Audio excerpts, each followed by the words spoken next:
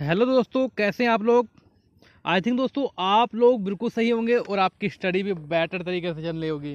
तो गाइज मैं आपके लिए लेकर आया हूँ सी टेट के लिए हिंदी पेडागोजी। काफ़ी इंपॉर्टेंट क्वेश्चन है आपके लिए। और साथियों आप लोगों को करना क्या है, सिर्फ आप लोगों को लाइक करना है और शेयर करना है। बाकी जिम्मेदारी दोस्तों हमारी है, पीडीएफ वगैरह की सब आपको फ्री ऑफ कॉस्ट दी जाएगी। बट आप लोगों को दो चीज़ करनी है, लाइक करना है और शेयर करना है वीडियो को ज़्यादा से ज़्यादा हो सके तो। ठीक है, पहला क्वेश्चन हम आपके लिए लेकर आए हैं। पहला क्वेश्चन होगा अपना कि भाषा शिक्षण का उद्देश्य नहीं है। पहला ऑप्शन आपका रचनात्मक विकास, ये तो दोस्तों हो जाएगा। दूसरा आपका आत्मविभक्ति, यह भी दोस्तों हो जाएगा आपका। तो तीसरा है आपका विषय वस्तु को समझने की योग्यता, ये भी आपका होता है, भाषा शिक्षण का उद्देश्य है। बट आप में से इसमें से देखिए ऑप्शन कोई नहीं दे रखा, यानी कि डी ऑप्शन आपका हो जाएगा यहाँ पर राइट। क्वेश्चन नंबर आपका सेकंड है, अध्यापक द्वारा छात्रों की क्षमता के अनुसार पाठ को पढ़ना डॉट डॉट है। पाठ को नहीं है दोस्तों, पाठ को मतलब अलग अलग है यहाँ पर। पढ़ना यहाँ पर जो खाली स्थान है वो कहाँ पर, मतलब यहाँ पर क्या आएगा, कौन सा ऑप्शन आपका यहाँ पर फिट बैठेगा। तो यहाँ पर आएगा चयन का सिद्धांत, third option. B F Skinner का संबंध किससे है।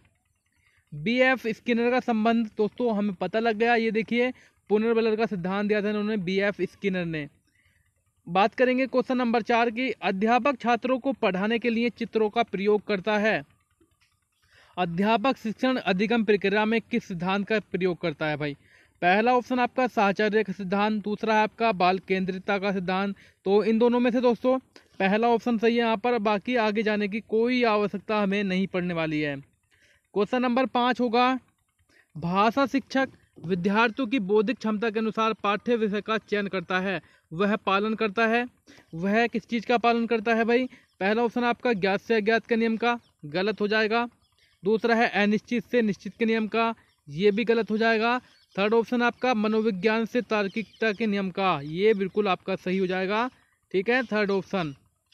6 नंबर है, भाषा शिक्षण का नियम नहीं है। आपको बताना है भाषा शिक्षण का नियम नहीं है। तो पहला ऑप्शन आपका विश्लेषण से संश्लेषण की ओर, दूसरा है आपका निश्चित से अनिश्चित की ओर, यही ऑप्शन आपका सही होगा, निश्चित से अनिश्चित की ओर। लाइक कीजिए ज़्यादा से ज़्यादा दोस्तों। भाषा शिक्षक छात्रों की व्यक्तिगत भिन्नताओं को पहचान कर शिक्षण सिद्धांतों का चयन करता है। यह स्पष्ट करता है कि अध्यापक बाल मनोविज्ञान का ज्ञाता है। सबसे पहले अगर आप प्राइमरी स्तर के लिए पढ़ाने जा रहे हैं तो आपको बाल मनोविज्ञान के बारे में पूरी जानकारी होनी चाहिए, और किस तरह से बच्चों को पढ़ाना सारा उसके अंतर्गत ही पूछा जाता है। क्वेश्चन नंबर 8 होगा अपना कि भाषा शिक्षक के लिए आवश्यक है स्वयं का मूल्यांकन करने की योग्यता, राइट ऑप्शन। छात्रों का मूल्यांकन करने की योग्यता, बिल्कुल सही। नवाचार का ज्ञान होना चाहिए, यानी कि डी ऑप्शन सही होगा यहाँ पर। भाषा शिक्षण में बाधक है, भाषा शिक्षण में क्या बाधक है भाई। देखिए अध्यापक का आत्म केंद्रित होना, ये भी दोस्तों बाधक है भाई, सही बात है ना। आत्म केंद्रित रहेगा अध्यापक तो भाई दूसरों को कैसे पढ़ाएगा। अध्यापक का बाल केंद्रित होना, ये तो बिल्कुल सही है। और अध्यापक का शिक्षण विधियों से अनभिज्ञ होना, यानी कि आपके जो ऑप्शन हो जाएंगे 1 और 3 हो जाएंगे, बाकी ये तो सही है। ठीक है, बाधक नहीं है, बाकी जो पहला ऑप्शन और दूसरा ऑप्शन है वो बाधक हैं। भाषा शिक्षण के संदर्भ में कौन सा कथन सही नहीं है। क्वेश्चन नंबर 10, पहला ऑप्शन आपका भाषा अर्जन और भाषा अधिगम में अंतर होता है। दूसरा है भाषा शिक्षण में केवल भाषाई शुद्धता पर ही अधिक बल रहता है, यही ऑप्शन आपका यहाँ पर सही नहीं होगा, बाकी सारे के सारे सही हैं। क्वेश्चन नंबर 11, भाषा शिक्षण का संप्रेषण परक उपागम। क्वेश्चन नंबर 11, ये क्या है आपका, संदर्भ में भाषा प्रयोग की कुशलता पर बल देता है, बी ऑप्शन सही है। तो पेडागोजी के काफ़ी इंपॉर्टेंट क्वेश्चन है ये सारे, बिल्कुल भी मिस मत कीजिए, अपने फ्रेंड के व्हाट्सएप ग्रुप में शेयर कीजिएगा। और साथियों बाकी जिम्मेदारी हमारे ऊपर छोड़ दीजिएगा, थोड़ी बहुत तो दोस्तों आपकी भी मतलब जिम्मेदारी बनती है इतनी चीज़ करने की, व्हाट्सएप पर शेयर करना और लाइक करना वीडियो को। क्वेश्चन नंबर आपका 12 होगा, इनमें से प्राथमिक स्तर पर भाषा शिक्षण का कौन सा उद्देश्य अनिवार्यता नहीं है। देखिए इनमें से कौन सा अनिवार्य नहीं है भाई। पहला आपका विभिन्न संदर्भों में प्रयुक्त शब्दों के सही अर्थ ग्रहण करना, सही हो जाएगा। विभिन्न संदर्भों और स्थितियों में अपनी बात व्यक्त करने की कुशलता का विकास, ये भी सही होगा। थर्ड है आपका भाषा के अलंकारिक प्रयोग की क्षमता का विकास, ये आपका जो है अनिवार्य उद्देश्य नहीं है। थर्ड ऑप्शन होगा इस आंसर। भाषा की कक्षा का माहौल कैसा होना चाहिए, क्वेश्चन नंबर अपना 13। तो भाषा की कक्षा का जो माहौल है वो जहां बच्चे को उसकी बात कहने और सुनने के लिए अधिकाधिक अवसर मिले, यही तो दोस्तों होना चाहिए। बिल्कुल सही। भाषा शिक्षण के संदर्भ में कौन सा कथन सही नहीं है, क्वेश्चन नंबर 14 है अपना, भाषा शिक्षण के संदर्भ में कौन सा कथन सही नहीं है। तो मैं आपको सीधा राइट आंसर बता देता हूँ यहाँ पर, बच्चों की मातृभाषा का कक्षा में प्रयोग नहीं होना। देखिए बच्चों की जो मातृभाषा है उसका तो कक्षा में प्रयोग होना चाहिए, उसकी मातृभाषा के हिसाब से उसको शिक्षा दी जाए तो वो बेटर तरीके से समझ पाएगा स्टूडेंट्स। क्वेश्चन नंबर 15 होगा अपना, भाषा शिक्षण में शब्दार्थ पर अधिक बल नहीं देना चाहिए, क्यों, ऐसा क्यों भाई? क्योंकि दोस्तों बच्चे संदर्भ के अनुसार अनुमान लगाते हुए अर्थ ग्रहण कर लेते हैं। भाषा शिक्षण के संदर्भ में कौन सा कथन सही नहीं है?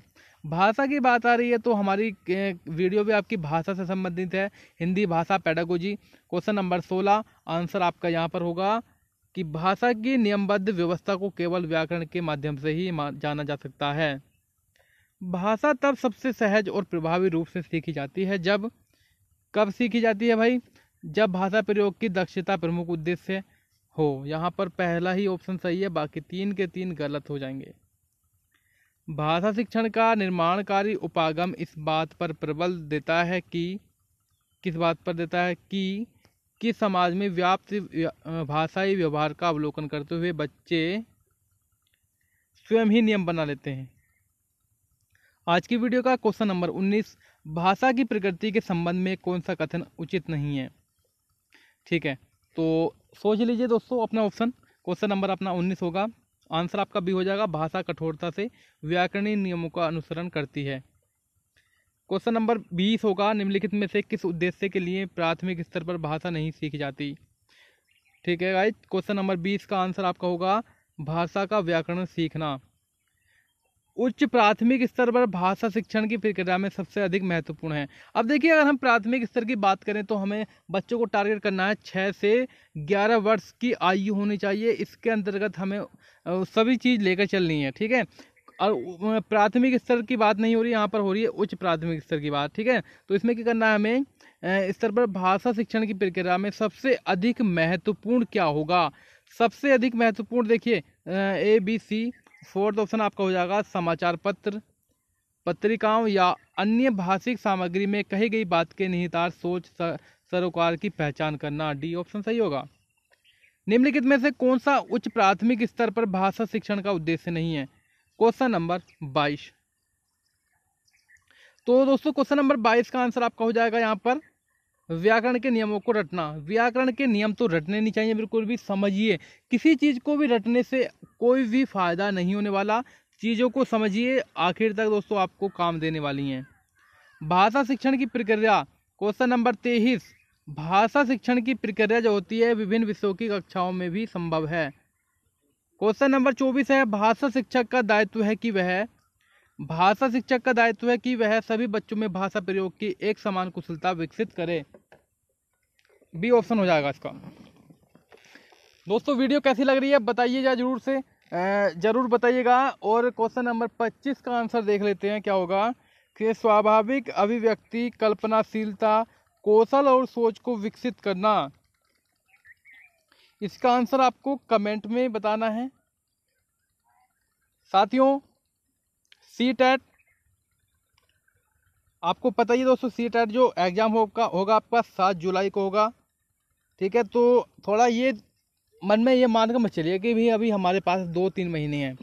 अगर आप जल्दी से जल्दी कोर्स को निपटा लेंगे, ज़्यादा से ज़्यादा प्रैक्टिस कर लेंगे, तो मेरे हिसाब से दोस्तों बाद में कोई भी प्रॉब्लम नहीं आने वाली है। और मेरा ख्याल यही है कि आपसे मनोविज्ञान के और EVS हो गया, मतलब सारा कोर्स आपको कंप्लीट करा के दोबारा से रिवीजन कराया जाए।